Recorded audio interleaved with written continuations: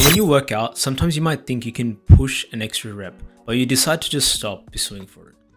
And it's because there's a sensor called proprioceptors, which are essentially the body's ability to sense and perceive its position, movement, and spatial awareness, which ensures that you don't overexert yourself. So that actually fools you into thinking that you have less strength and energy than you really do. And so you need to actually find a way to outsmart without harming it either. There's also a quote by David Goggins where he says that when you think you're done, you're only actually 40% into what your body's actually capable of doing. And it's actually very true a lot of the time. So to enhance and improve your proprioception, we have to focus on exhaustion and using heavy weight through progressive overload and pushing it to absolute failure. You need to be like struggling, sweating, and grunting when doing these exercises. And it's actually what changed me from this to this.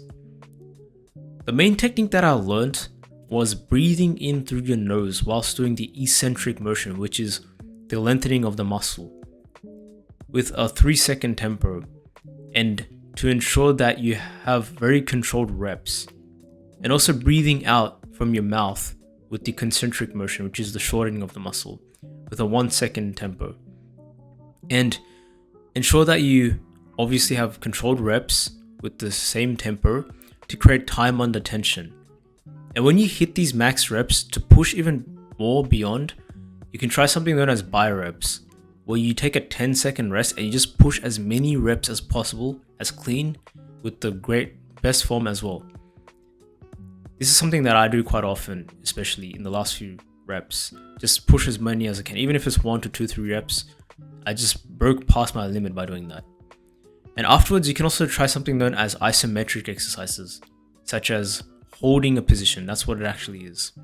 And this can be like bridges, bridge holds, walls, sits, or planks, and etc. And they're actually more effective in short bursts. But to add more tension, you can actually add resistance bands, which will accelerate the exhaustion of the muscles. And actually by doing these things, you'll increase the growth of your muscles by 2-3 times by the speed of how it's going to be producing, rather than just simply lifting weights. So another segment also that a lot of people actually neglect is cardio. But it's actually so important to do this for your heart. Most bodybuilders only have an average life expectancy of 47, and we read so many articles of them having cardiovascular or heart attacks.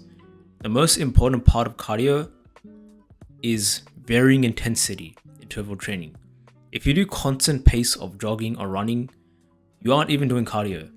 You need to switch the intensity from very high to low points to change your heart rate levels. For instance, you go on a bike, you should do like 1 to 2 minutes of like max or like medium speed intensity. And then for a few minutes, you can just put it at extremely low intensity until your heart rate becomes at a resting pace. And repeat this for 4 to 5 rounds. For something more challenging, you can also try high intensity interval training, which you probably are familiar with. You start by sprinting for 30 seconds, and then you walk slowly for a minute, and do another 30-second sprint. And you keep doing this for 20 minutes long. By doing this type of cardio, you would be able to increase something known as VO2 max, which is how much oxygen your body can absorb. And this can actually help improve your overall performance in other aspects of your life, because there's a direct link of oxygen with energy levels and metabolism. So this was part 2 of biohacking series. And if you like this, then like and subscribe and stay tuned for the next part.